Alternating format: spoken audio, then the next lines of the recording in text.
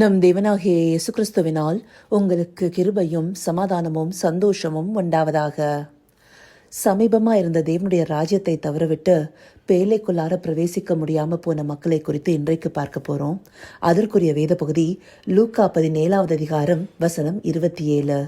Look chapter 17 verse 27. Noah பேழைக்குள் பிரவேசித்த நாள் வரைக்கும் ஜனங்கள் புசித்து குடித்தார்கள், பெண் கொண்டு கொடுத்தார்கள். ஜலப்பிரளயம் வந்து எல்லாரையும் அழித்து போட்டது. மனுஷகுமாரனுடைய வருகையை பற்றி சொல்லப்பட்ட பகுதியில இந்த வார்த்தைகள் சொல்லப்பட்டிருக்கு. அந்தபடியாக நோவா பேழைக்குள்ளார பிரவேசிக்கிற அந்த நாள் வரைக்கும் அன்றைக்கு இருந்த ஜனங்கள் உணர்வில்லாம தங்களுடைய அன்றாட வாழ்க்கையை அனுசரித்து கொண்டிருக்கிறாங்க. இங்கே புசித்தும் குடித்தும் பெண் கொண்டும் கொடுத்தார்கள்னு சொல்லப்படும் போது அவங்க வரவிருக்கிற நியாய தீர்ப்பை பற்றி நோவா நீதியை பிரசங்கித்த போது அதை முற்றிலும் நம்பாதவர்களாக இருந்திருக்கிறாங்கிறது நம்மளால புரிந்து கொள்ள முடியுது. அப்படியான உணர்வற்ற நிலைக்குள்ளார அவங்க எதனால போனாங்க? அவங்க சீர்கெட்டு போய் நீதியின் வழியை விட்டு மாயான வாழ்க்கைக்குள்ளார தங்களை ஒப்பு கொடுத்து அந்த வாழ்க்கையில சுகபோகமா இருந்ததுனால அவங்களால உணர்வடைய முடியல. இப்படி அவங்க உணர்வில்லாம இருந்ததுனால தேவனுடைய ராஜ்யம் அவங்களுக்கு சமீபமா இருந்ததையும் அவங்களால உணர்ந்து கொள்ள முடியல. தேவனுடைய ராஜ்யம் எப்பொழுது சமீபமா இருக்கும்? அவருடைய நீதி பிரசங்கிக்கப்படும் போது. அந்த நீதியை அறிந்து கொண்டு ஒருவன் தேவனுடைய கட்டளைகளை பின்பற்ற விரும்பினால் அவன் தேவனுடைய ராஜ்யத்திற்கு உட்பட்டவனாக இருப்பான். அப்போ தேவனுடைய ராஜ்யம் அந்த நீதியை ஏற்றுக்கொள்கிறவர்களுக்குள்ளார வருகிறதாக இருக்கும். இதை நாம புரிந்து கொள்வதற்கு இந்த பகுதியிலேயே ஆண்டவராகிய இயேசு கிறிஸ்து ராஜ்யத்தை பற்றி சொல்லிய வார்த்தைகளை பார்க்கும்போது தெரியும். இதே அதிகாரம் வசனம் 20 மற்றும் 21 பார்க்கும்போது தேவனுடைய ராஜ்யம் எப்பொழுது வரும்னு பரிசேயர் இயேசு கிறிஸ்துவனிடத்துல கேட்கும்போது அவங்களுக்கு பிரதியுத்தரமாக, தேவனுடைய ராஜ்யம் பிரத்யட்சமா வராது, இதோ இங்கனும் அதோ அங்கனும் சொல்லப்படுகிறதற்கு ஏதுவாகவும் இருக்காது, இதோ தேவனுடைய ராஜ்யம் உங்களுக்குள் இருக்கிறதுன்னு சொல்லுவாரு. அப்படி அவர் சொல்வதற்கு காரணம் என்ன? அவர்தாமே தேவனுடைய ராஜ்யத்தை குறித்து பிரசங்கித்து நீதியை அநேகருக்கு அறிவித்தவராக இருக்கிறாரு.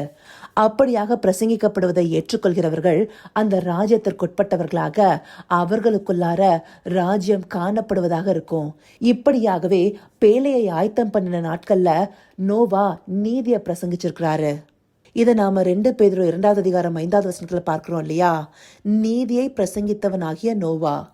அந்தபடி நோவா நீதியை பிரசங்கிச்சு தேவனுடைய ராஜ்யத்தை அநேகருக்கு சமீபமா கொண்டு போயிருக்கிறாரு.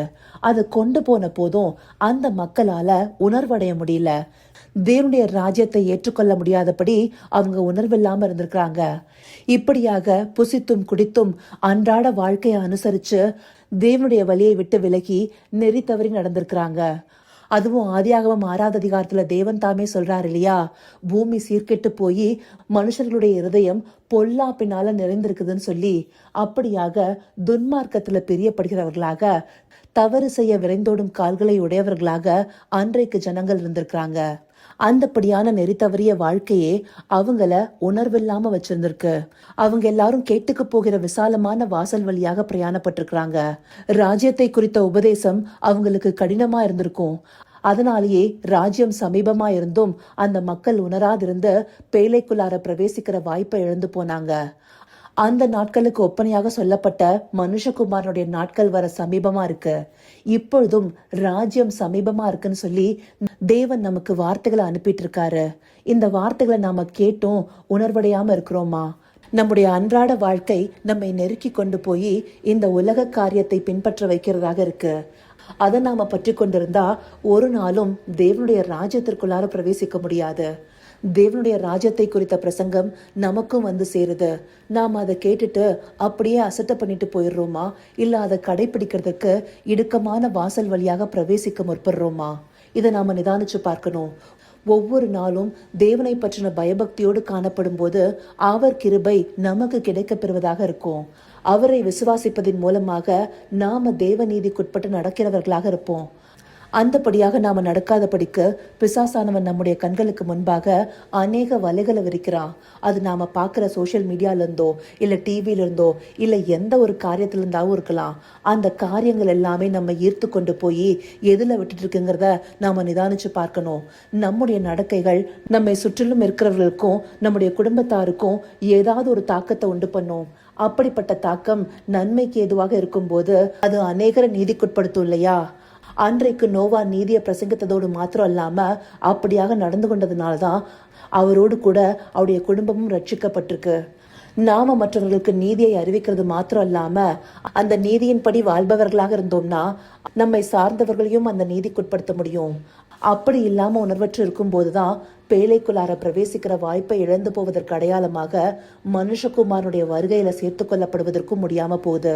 இப்படியாக மனுஷகுமாரன் வருகிற வேளையில அவருக்கு முன்பாக பாத்திரவான்களாக எண்ணப்படுவதற்கு நாம வாய்ப்பை தவறவிடக்கூடாதுங்கிறதுக்காகவே இந்த பகுதிகள் நமக்கு காண்பிக்கப்பட்டிருக்கு.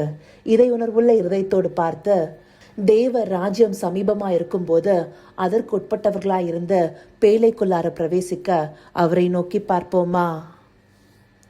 கர்த்தாவே, தேவாதி தேவனே, உமக்கே இந்த வேலையில நன்றி செலுத்துகிறோம் ராஜா. அப்பா, அன்றைக்கு நோவா காலத்துல தேவனுடைய ராஜ்யம் சமீபமா இருந்தும் அந்த மக்கள் உணராதிருந்து பேழைக்குள்ளார பிரவேசிக்கிற வாய்ப்பை தவறவிட்டது போல இன்றைக்கு எங்களுக்கு சமீபமாய் கொடுக்கப்பட்ட ராஜ்யத்துல பிரவேசிக்க முடியாதபடிக்கு நாங்க உணர்வற்று இருக்கக்கூடாதுங்கிறத இந்த பகுதிகள் மூலமா எங்களுக்கு காண்பிச்சிருக்கீங்க தகப்பனே.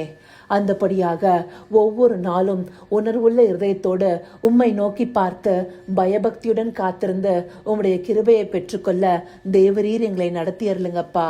ஆம் ராஜா, அந்தபடியாக மனுஷகுமாரனுடைய வருகையில சேர்த்து கொள்ளப்படுவதற்கு பாத்திரவான்களாக காணப்பட தேவரீர் எங்களுக்கு நவமான இருதயத்தை தந்தரலுங்க. அப்படியே நீங்க அருளி செய்ய போகிற கிருபைக்காய் நன்றி. சகலவித துதி மகிமை கனம் யாவும் ஒருவருக்கே செலுத்துகிறோம். இயேசு கிறிஸ்துவின் மூலமாய் வேண்டிக் கொள்கிறேன் பிதாவே. ஆமேன், ஆமேன்.